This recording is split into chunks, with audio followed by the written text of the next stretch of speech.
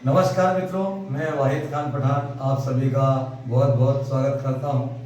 आप देख रहे हैं वाहिद खान पठान यूट्यूब चैनल। तो मित्रों, हम आपके साथ हमेशा नए नए शख्सियत से और जो भी सामाजिक कार्य कर रहे हैं, जो भी कार्य करते हैं अच्छा, उनको मिलते हैं। आज इस कड़ी में हम आपकी मुलाकात आजाद समाज पार्टी काशीराम, जो उसके रतलाम जिले के जिला अध्यक्ष श्री गोवर्धन परमार जी से मुलाकात कराएंगे। राजनीति हो या समाज सेवा हो, जब तक हम समय नहीं देंगे तब तक आपको कोई जानता पहचानता नहीं है। ये बात कटु सत्य कोई माने नहीं माने, परंतु इन सब चीज़ों से दूर गोवर्धन परमार का नाम एक नाम ऐसा उभरा है जिसे दलित समाज, विशेष रूप से जो दलित समाज है और जो आज भी अपने जीवन और रोज़मर्रा की ज़िंदगी के लिए जद्दोजहद में लगा हुआ है और कहीं ना कहीं दलितों के खिलाफ अन्याय की जानकारी कहीं ना कहीं किसी भी रूप में मिलती रहती है। उन सबको लेकर समाज में जागरूकता फैलाने के लिए श्री गोवर्धन परमार जी निरंतर सक्रिय है। हम चर्चा करेंगे। परमार साहब नमस्कार। आप निरंतर जो ग्रामीण क्षेत्र में एक आपकी विशेष छवि उभरी है, तो आपके बारे में हर आदमी जानना चाहता है, क्या है आपकी पृष्ठभूमि और किसान के साथ साथ आप खेती बाड़ी भी करते हैं, और कुछ बताएं थोड़ा अच्छा रहेगा। समाज के जो ऊपर अत्याचार होता है, तो जैसे भी सूचना मिलने पर हम समाज के बीच जाते हैं और उनकी जो पीड़ा है उसको सुनते हैं।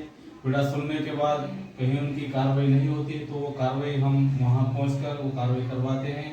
और रही बात यह है कि हम समाज में जब से हमने समझा है कि हम भारतीय संविधान को मानते हैं और भारतीय संविधान हमारा एक ग्रंथ है, ऐसी बात को लेकर अब बड़े भैया चंद्रशेखर आजाद जी, जो जिसे मध्य प्रदेश और देश के कई जिलों में उनका नाम जाना जाता है, जैसे बड़े भैया आइकॉन के नाम से जाने जाते हैं, तो ऐसे में हम इसलिए जो कि समय समय पर समाज के बीच में पहुंचते हैं और समाज की हर चीज को लेकर हम समाज की बात को रखते हैं, चाहे समाज की हो चाहे किसी भी समाज की हो। जिसके साथ अन्याय होता है हम अन्याय के खिलाफ खड़े हो जाते हैं, चाहे रात हो या दिन हो या समय, किसी भी समय समाज के साथ किसी भी समाज के साथ दुर्घटना होती है, हम मौके पे पहुंचते हैं और उनका निराकरण कराने का प्रयास करते हैं।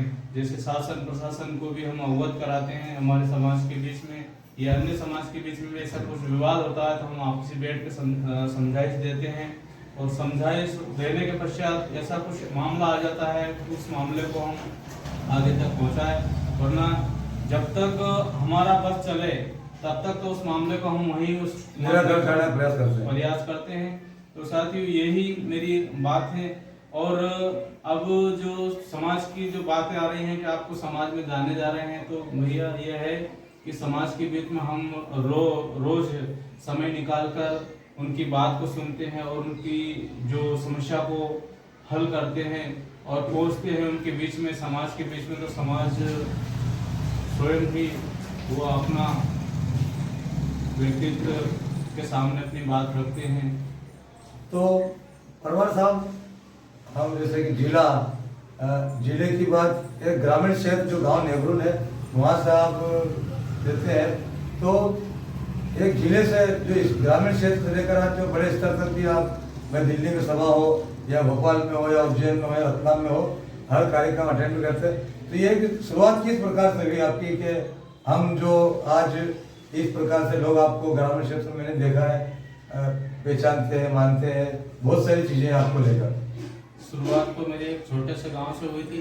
उस गांव में कुछ ऐसी बात हो गई थी, उस बात को लेकर हमने रतलाम, उज्जैन और उस बात को हमने दिल्ली तक पहुंचाई है। उस बात को लेकर हम समाज के बीच में उभर कर बाहर आए।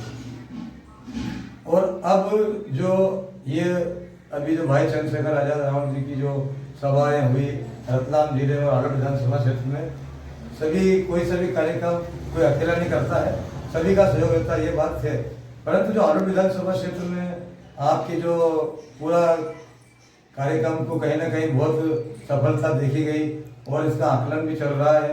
और जिस प्रकार से जो दलित समाज एकदम बढ़ चढ़ के भाग लिया, इसको आप किस रूप में देखते हैं? किसको क्या आया फिर? समाज अब समझ चुकी है, समाज को पता चल गया है कि जब हमारी समाज के अंदर कोई ऐसा नेता बने जो हमारे समाज की बात करे, जिसके ऊपर अन्याय अत्याचार होता है तो वो समय पर खड़ा हो जाए। और रही बात यह है कि अन्य जो संगठन है, अन्य जो समाज है, उनके साथ भी अन्याय अत्याचार होता तो ये समाज की कोई भी बंदे नेतृत्व करता, बंदे वहां पर पहुंच के उनकी समस्या को हल करते हैं। और समाज चाहती है कि हमारा कोई भी बेटा कहीं पर भी विधानसभा में पहुंचे, संसद में पहुंचे और वो हमारी समाज की एक आवाज बनकर हमारे समाज के हिस्से की बात कहे। क्योंकि जब तक हम मांगने वाले हैं और तो हम देने वाले बने तभी तो समाज को कुछ दे पाएंगे।